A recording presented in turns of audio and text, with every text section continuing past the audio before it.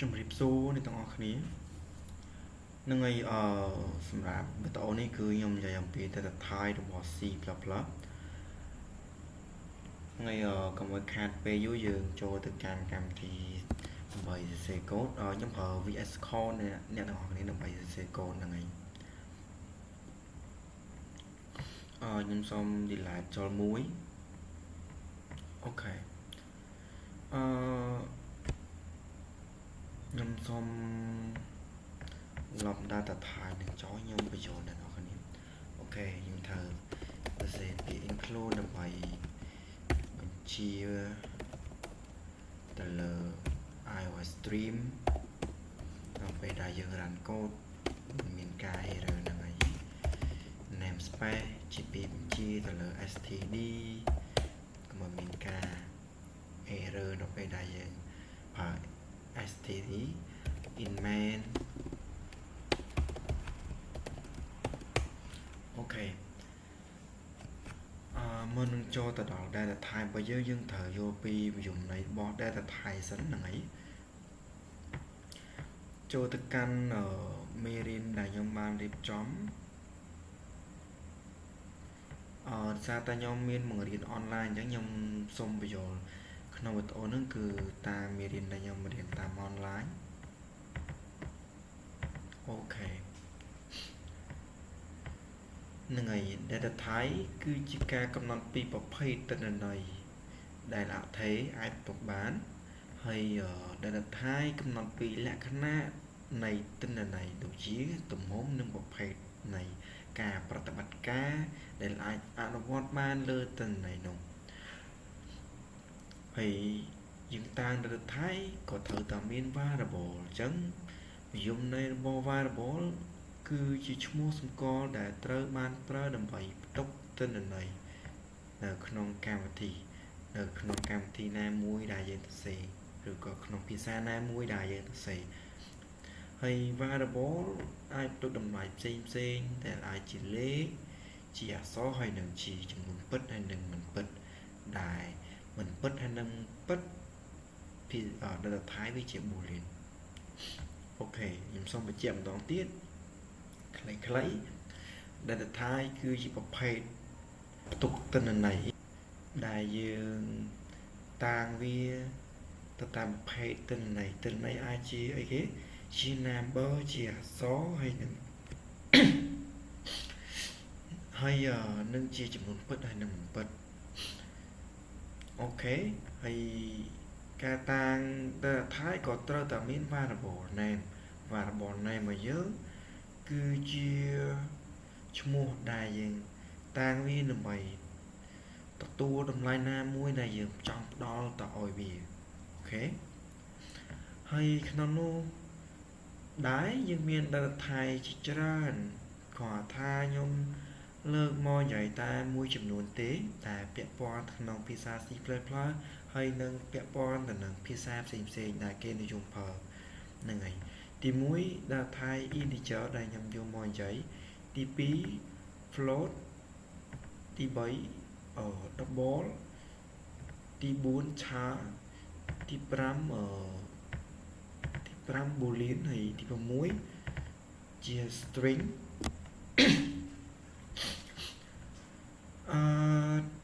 data type integer ដែលអក្សរកាត់គឺ in មានន័យអត្ថន័យរបស់វាមានថាយើងអាចផ្ទុកទិន្នន័យបានជាចំនួនធម្មជាតិទាំងដកហើយនឹងចំនួនអវិជ្ជមាននិងវិជ្ជមានលើកឡើងទៅចំនួនទស្សភាគហ្នឹងហើយfloat មានថាវាជា data type មួយដែលផ្ទុកចំនួនទស្សភាគ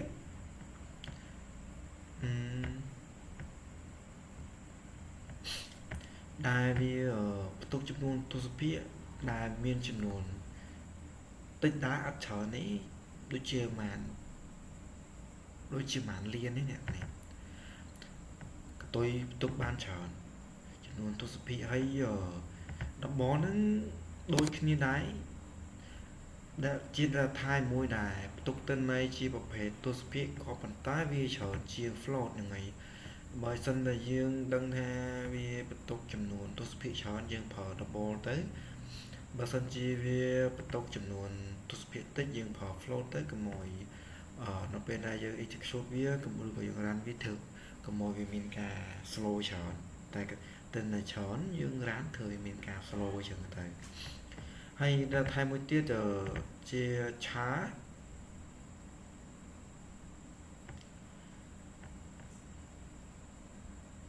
này đã thay một tiết từ chia chá này chá này mình thay việc tục tên là chia string có bốn tay về chia single trái tờ mình thay việc tục bạn so tả mùi chiếng này miền đôi chỉ út ho chứ đôi chỉ đi mùi là đi gì đi có đọc bô rồi có hello ấy bà này lắm cha tục ban ta một chiêng để được mai với một chiêng ấy chứ mà đôi chỉ do chứ mập chiêng ấy chứ tới và mai bọn lấy đi chứ mập chiêng chiêng đôi chỉ hello nó người ta một bịa là này chiêng một chiêng mà tại mùi bịa tại mùi chia được có tại mùi sò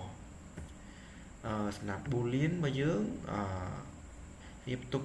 miền Pí cứ miền trú hay nâng phố nó bê trú cứ muối thì phó của số hay tiếp tục chia nam bó chia chừng luôn và sao nó bê đà về trú viên nâng bằng hai lịch muối hay về phó cứ bằng hai lịch số hayสำหรับ string มาเยอะไม่ใช่เวียนโดยชาได้ก็ได้ข้อตรังแทนวิปตกบานฉอนตัวสอไม่ใช่เจียมมาที่ Paul Schrader ไม่ใช่วิปตกบานฉอนตัวสอโดยจิตฮัลโหลเคยยังมี A E R L O มีวิปตกบานตลอดพังเชียงแต่รู้ก็คาถาปรำmà biết xem mà đấy là ngày tiếp tục ban phạm chiều miền E miền I L O miền tục chọn nè miền I tục ban chọn người ta o ta chia string o ta chia string chỉ ta thay chia string tục ban chọn miền tục ban chọn tay với thân được nông đọc bọc phốt thân được nông tham gia đào hay trở lại ta việc tục ban là mũi chiêng tế có phần tay với thân được nông sinh có phốt ban là mùi sinh có phốt mà đứng mình ha sinh có phốt vì chỉ nhà tọt mùi chứ là này mày mà thì phốt phốt được có này mà thì phốt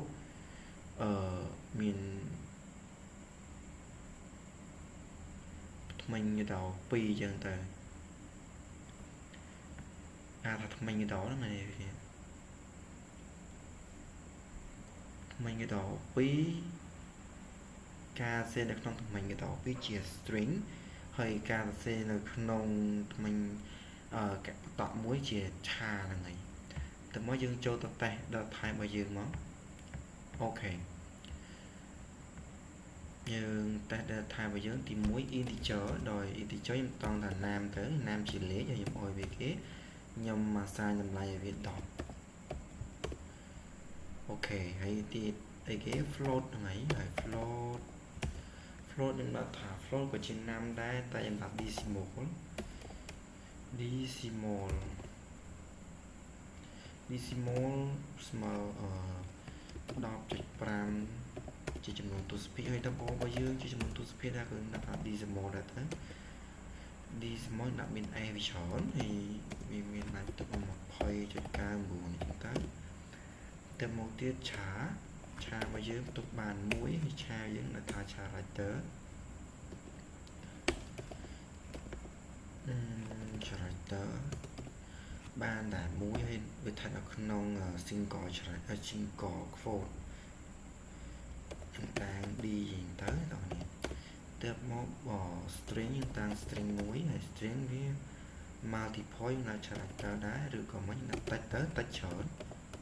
ok nhưng người ta đặt năng thông minh cái đó là tôi ta hello world hello world ok tôi quan trở từ mỗi những đặt 4 bên đây ra chỉ được trong nhà trang vì chờ វាជាចំនួនពិតហើយនឹងមិនពិតមានតែពីរទេ true និង false ហើយយើងតាំងថា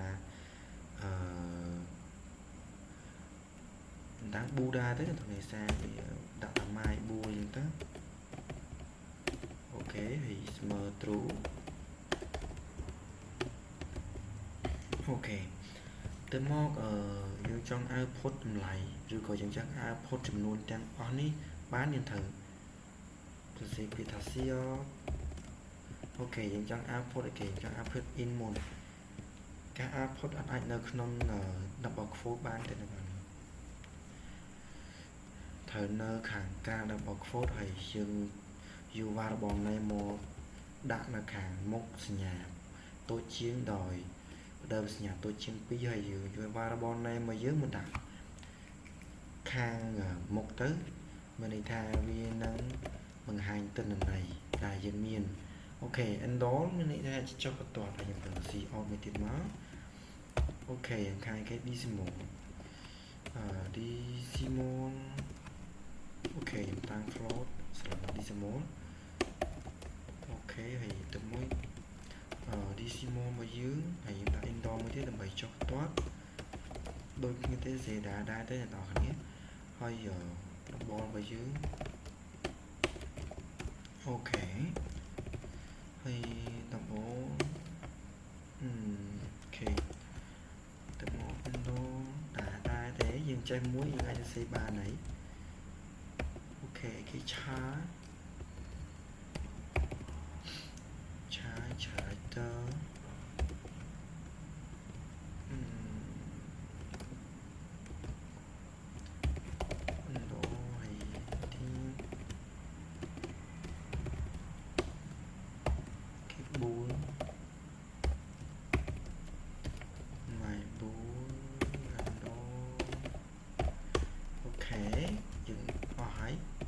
string មកយើង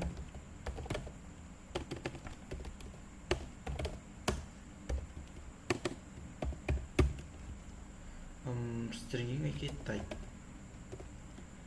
ហើយ endol មួយទៀតមកដើម្បីចាប់តន់អូខេយើងត្រូវ complete return ណាអ្នកទាំងអស់គ្នា return មានថាយើងបញ្ចប់កូដបើយើងអត់ return ទេកូដយើងអត់បញ្ចប់ទេបើមិនមានកូដទៀតគឺវា run ទៅទៀតហ្នឹងហើយ include ហ្នឹងហើយយើងមើលទីសិនមិនមានការខុសអីចឹងណាអ្នកទាំងអស់គ្នាអូខេញ៉ាំ save មួយហើយ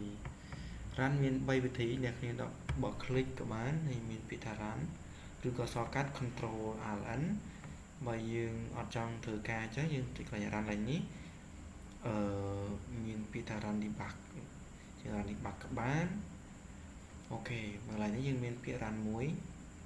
អូខេ run code ហ្នឹងហើយឡើយនេះជាអូខេខ្ញុំសុំ double click ខ្ញុំ run ចាំមើលវាមានការ error ឬមិន error យើងមើលទាំងអស់គ្នាហ្នឹងហើយអូខេវាមានការ error ទេនៅដល់នេះឃើញហ៎អូខេខ្ញុំសុំបរិយាបន្តិចអូខេអ្នកគ្នាឃើញហ៎ in មកយើងគឺ10មកថាយើងហៅ variable មកបង្ហាញមក output ចេញយ៉ាងនេះឃើញ variable យើងដើម្បី output ចេញយើងត្រូវសរសេរខាងក្រៅ double quote ដោយមានជាប់ជាមួយនឹងសញ្ញាតូចជាង2ដងហ្នឹងហើយទាំងអស់ឲ្យទៅពេលដែលយើងចង់ហៅ variable មកបង្ហាញឬក៏មក output ឲ្យវាបង្ហាញនៅលើ screen អូខេfloat របស់យើង10កន្លះឃើញថា10កន្លះហើយ double របស់យើង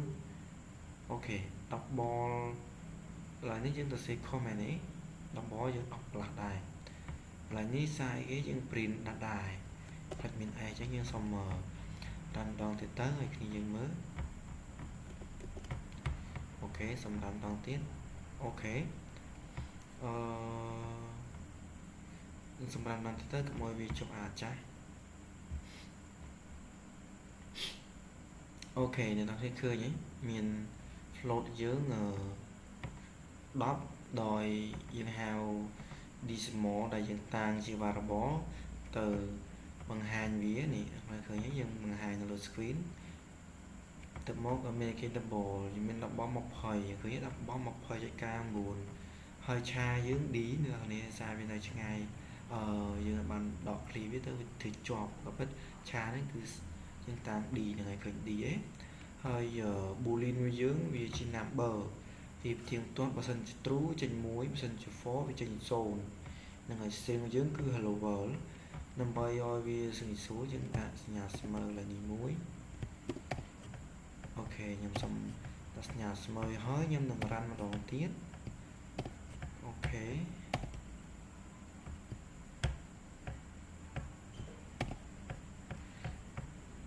năm bay ở khi dương mới như là như xong đặt form mùi tao tao chạy sẽ ok xong răn muối ok in mà dương smart dot float những đọc trực pram thì đọc boy cứ một hơi cao ngủ này cha dưới cứ đi hay boolean mà dương cứ số nó xa em phở file cái nào phép vì mình bật cái nào mình bật vì mình hay làm máy cứ số và bật cứ mua đi mà chắc cứ muối hay string mà dương cứ smart hello world này string mà dương smart hello world tục ban multiple rồi tao được cầm ban chọn ví mà ai cha tục ban tả mùi chiêng này là thế ok សម្រាប់មេរៀនហ្នឹងគឺខ្ញុំសូមនិយាយតែប៉ុណ្្នឹងទេសម្រាប់ភាសាថៃគ្នាយើងអាចយកទៅតេស្តបានខ្ញុំសូមប្រាប់អ្នកទាំងអស់គ្នាបន្តិចខ្ញុំមានបង្រៀនអនឡាញ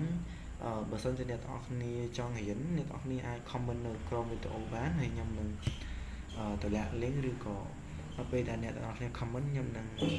តម្លាក់ link ឲ្យគ្នាចុចក្រុមដែលខ្ញុំបង្រៀនអនឡាញហ្នឹងហើយសម្រាប់មេរៀនហ្នឹងខ្ញុំមានតែប៉ុណ្្នឹងទេហើយយើងមេរៀនក្រោយយើងនឹងមករៀនអំពី operator ហើយយើងនឹងមានលំហាត់ខ្លះៗដើម្បីធ្វើឲ្យគ្នាយើងពី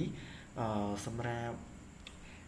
ប្រភេទរដ្ឋថៃគឺខ្ញុំនិយាយតែប៉ុណ្្នឹងទេអ្នកគ្នាយកទៅមើលបន្ថែមទៅហ្នឹងហើយអរគុណច្រើនហើយក៏ជម្រាបលាកុំភ្លេចចុច like ហើយនឹង follow page របស់ខ្ញុំអ្នកមួយដើម្បីទៅពេលខ្ញុំផុសវីដេអូអ្នកនរគ្នាបានឃើញហើយក៏បានចូលមើលហើយកុំភ្លេចអ្នកនរគ្នាចុច like ដើម្បីជួយលើកទឹកចិត្តអ្នកដែលធ្វើវីដេអូដូចខ្ញុំផងហ្នឹងហើយអរគុណច្រើនហ្នឹងហើយបាយបាយ